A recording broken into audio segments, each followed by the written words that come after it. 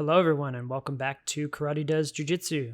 Today is the day where we look at the footage from my recent tournament, and as you can see from the photo on screen, it went well for me. I managed to get first place in a division of 4. This is the Masters division, Masters Purple Belt, and I definitely achieved a lot of my goals this time. There's still some things I need to work on, but let's go through the match footage and we can talk about those things one by one. My first opponent, his name is Corey. He said he hasn't competed since 2019, but he definitely has some competition experience. And my goal going in was to be more aggressive and purposeful in the stand-up game. So I'm breaking grips right away.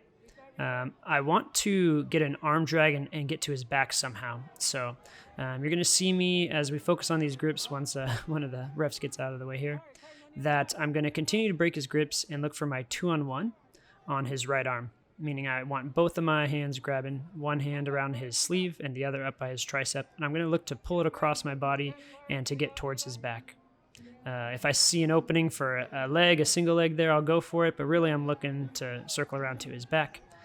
And after some scrambles here, I achieve that goal shortly. You'll see that I get that belt grip around his back. And that puts a lot of pressure on him and forces him to kind of make some mistakes here. And I managed to get around behind him.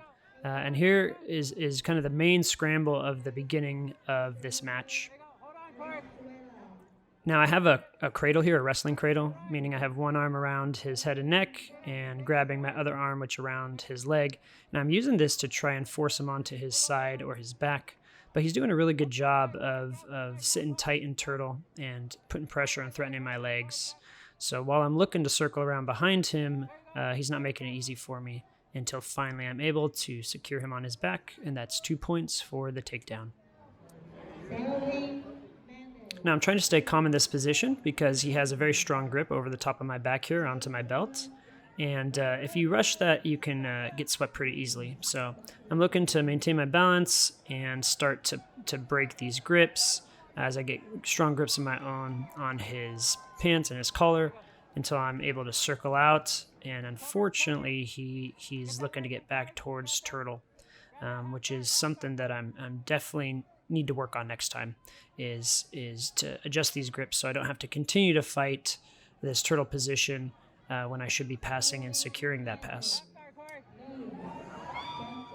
Now finally I managed to circle towards his back and secure position. We're almost out of bounds, so the ref is going to reset us, and let's switch over to a different camera here so that we can better see what goes on in the second half of this match.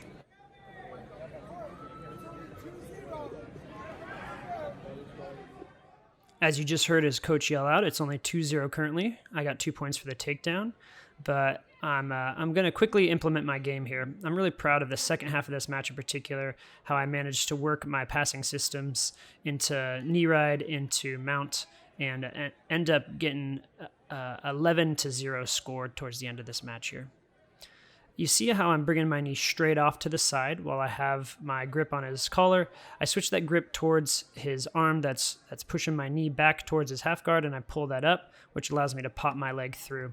On the other side, I have an underhook with my left arm, and the main goal of this is I'm just flattening him out. I'm keeping his shoulder blades flat on the mat. It's almost impossible to keep half guard if your shoulder blades are flat. I pop up to the knee on belly, which gives me an additional 2 points. So that's 3 points for the pass, 2 points for the knee on belly, and I'm really looking to pass to mount now. So I'm taking my time and maintaining my balance. I managed to pop my leg free, get back to knee on belly and flatten him out, and transition straight into mount. For an additional 4 points, like I mentioned, that brings the score to 11-0. If you can see my hands, I'm threatening the Ezekiel choke. But my finishing mechanics from mount in general are something I need to work on. I'm good at getting the position. My next step as a purple belt and as a competitor is to work on finishing once I get these dominant positions. Now, for anyone that trains, you probably notice that he's exposing his back there. However, this is my quote-unquote weak side, so I don't feel comfortable launching into S-mount and going for the armbar from that direction. Another weakness. That's why I show these videos, to talk about my own weaknesses and not just show off and my wins, but to learn from these. And working that weak side is something I need to do because I had an opportunity here earlier to attack that side, which I couldn't take because I didn't feel confident I was going to be able to maintain position. However, with that in mind, I did want to work towards finish, so once I felt like I could bring my knee up on the other side, I sit up to the S mount, but I managed to just miss his head. He saw it coming, I was too slow, and I do not get a proper armbar here.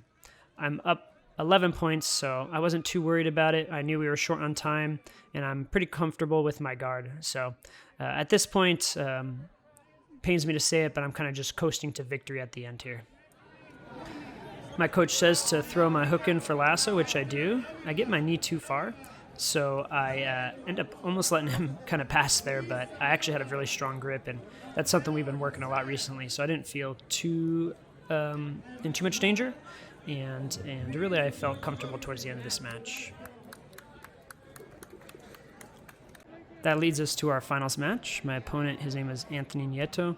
His coaches call out Nieto, if you hear that in the background. And I knew he wanted to pull guard. I managed to see his earlier match, so I was ready for that. I saw an opening and attacked his leg. Even though he rolled through, the judge scored that I got the 2 points for the takedown, and we ended up switching sides accidentally, so it looked like initially she was giving him 2 points, which confused his coach, but I was on that side, so she was signaling to me, and she'll make that clear later. I looked to circle to the back, just like I did to my earlier opponent, and he goes for the sweep, but I maintain my balance, and a scramble begins. We're going to end up going almost out of bounds again after he throws up this kind of triangle attempt, but I spin through, and the ref will reset us here shortly.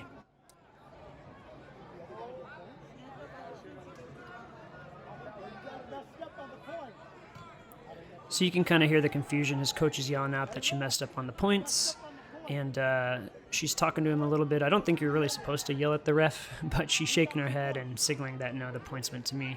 Because at the end of the day, I initiated the takedown, and he didn't manage to reverse it. I landed on my feet, I didn't hit my back, and we were out of bounds.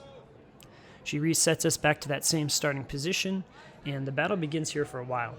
This ended up being a close match, and one that I'm going to watch through a couple times because I had a lot of opportunities, I think, of near passes, but I didn't quite properly have my grips ready. I had a grip on a top leg when I should have had a bottom leg and so on. And this is something that I'm going to go back and fix for next time to shore up my passing because I think I had a lot of opportunities. Even though I ended up winning the match, you always want to improve.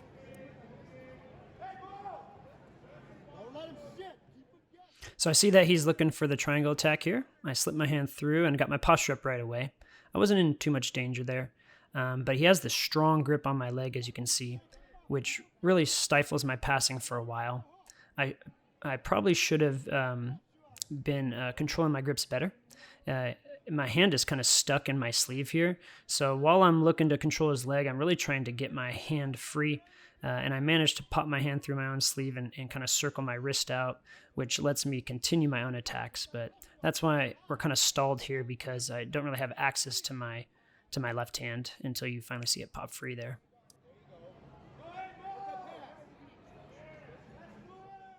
This foot and ankle control is something that one of my coaches, Sergio, does to me all the time. And here's another point in the match where I have a near pass, but I managed to not have the proper grips, and I let my opponent almost reverse me. So that's a key point that I'm going to be looking back at later. His coach is calling for a sweep here, and he actually does manage to sweep me pretty quickly after this, which ties up the score, 2-2. But as you'll see, I stay pretty calm in that situation.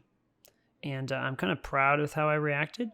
We're scrambling here, but I backstep through, and he gets this overhook, and he's going to look to sweep me. The first attempt fails, and the second attempt dumps me over.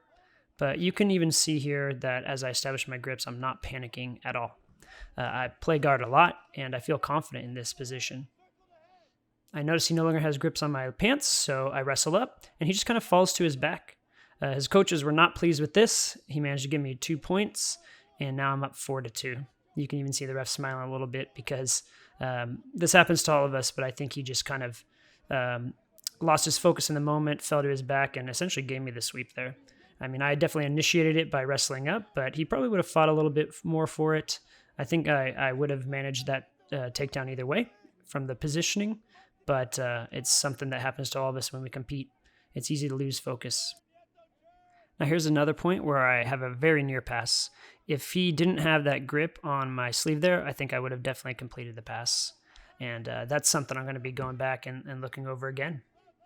I try my long step, working on my mobility here for these long steps because clearly I try them a lot in my competition is another goal of mine. I think I can work on switching my hips and improving my mobility and spine flexibility there and give myself opportunities to pass more often so I don't get caught in these hooks.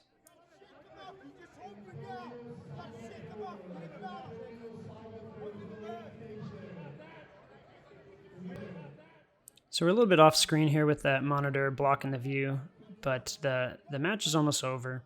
And let me just talk briefly while you watch the footage of the end here. I managed to stay on top and control, and right out the time, I think I have maybe 20 seconds left here.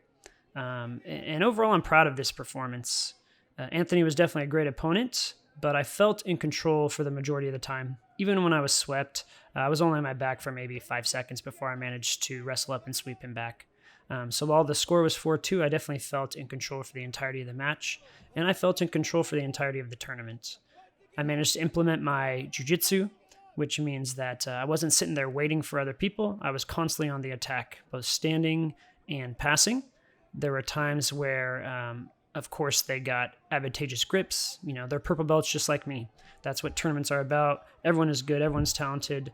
And while I did have opponents that had some success against me, I really think I implemented my own game and managed to really showcase that in both my matches. Now, that's not to say the work is done. I made a ton of mistakes and a ton of room for improvement. So I'm going to go back to class, consult with my coaches, and work on them for the next one, which of course I'll take everyone along for the ride. Thank you guys so much for watching this video. That feels good.